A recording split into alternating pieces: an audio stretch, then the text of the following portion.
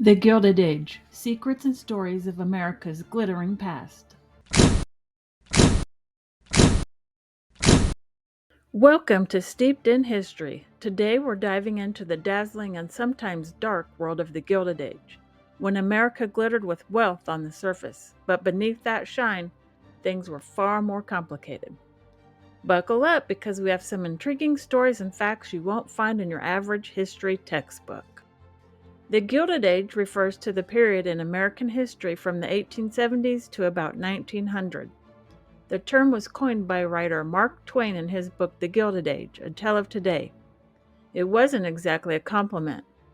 Twain used the word gilded, which means something covered in a thin layer of gold, to highlight the era's superficial prosperity that masked deeper social issues. It was a period that seemed glittering on the surface, but was deeply flawed underneath, just like cheap jewelry coated in a thin layer of gold. The Gilded Age was a time when the United States transformed from a largely agricultural society to an industrial powerhouse. It was a time of incredible innovation where railroads expanded, factories multiplied, and cities grew rapidly. Think about it: the telephone, the light bulb, and even the skyscraper were born during this time. But while some people were getting rich, many were struggling to survive in harsh conditions. Let's start with that glittering surface, the fortunes. This era saw a staggering rise in wealth, with millionaires like Cornelius Vanderbilt, John D. Rockefeller, and Andrew Carnegie amassing more money than any American had seen before. Rockefeller controlled nearly 90% of the oil in the U.S. at one point, while Carnegie revolutionized the steel industry. These men became titans of their industries, amassing immense wealth. The industrial giants, often called robber barons, built vast business empires. Their success helped propel the U.S. into a new economic era, but it also created a stark divide between the rich and the poor. While some lived in mansions, others toiled in factories for low wages, often in dangerous conditions. The gap between the rich and the poor grew wider and wider. But here's something interesting. Many of these same men were born into poverty. Carnegie, for instance, started out as a bobbin boy, working 12 hours a day, 6 days a week for just $1.20. Talk about rags to riches. The Gilded Age wasn't just about progress and prosperity. While the rich were living in luxury, most Americans were living in overcrowded tenements or working in dangerous factories. Many workers faced long hours, low pay, and unsafe working conditions. Child labor was rampant, and there was little to no regulation to protect workers. Did you know that one of the deadliest industrial disasters in U.S. history happened in 1911? The Triangle Shirtwaist Factory fire in New York City tragically claimed 146 lives, most of them young immigrant women. These women worked in overcrowded and unsafe conditions, making just a few dollars a week. When the fires broke out, escape routes were blocked or locked. Many were forced to jump from windows to escape the flames.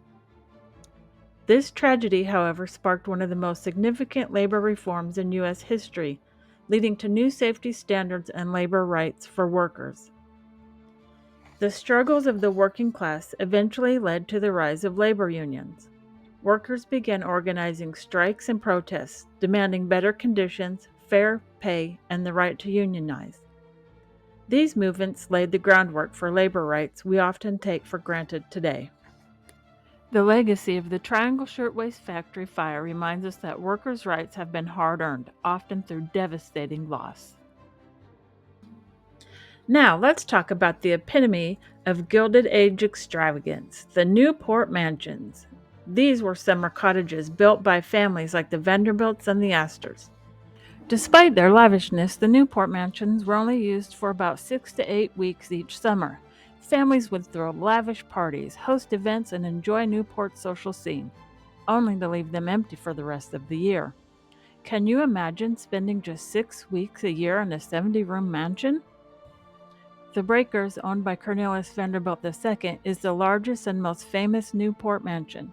This 70-room Italian Renaissance palace boasts a grand dining room that could accommodate up to 34 guests. with walls made of rare marble and ceiling frescoes that feature mythological figures. And if that sounds over the top, consider this. The breakers had an entire room made out of platinum leaf. The level of detail in these homes was designed to show off wealth in ways you'd never imagine.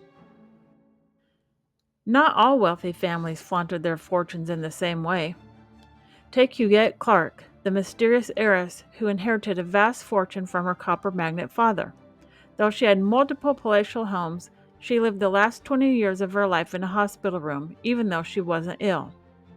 It's a mystery that has baffled historians for years. Despite her wealth, she lived in isolation, avoiding public life entirely.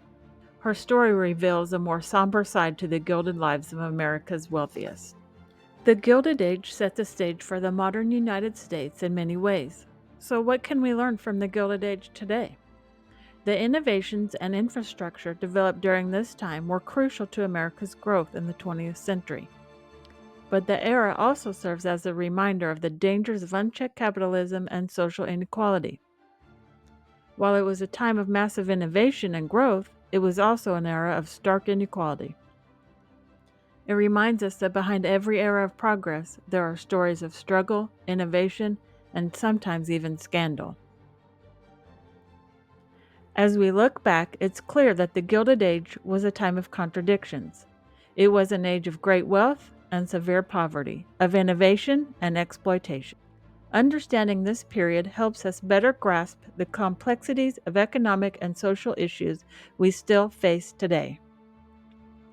We hope you enjoyed the dive into the Gilded Age. Let us know in the comments what aspect of the Gilded Age surprised you the most. Or is there another era of history you'd like us to explore? We'd love to hear from you. Thanks for joining us on this journey through time. Until next time, be curious, keep exploring, and stay steeped in history. Bye, friends.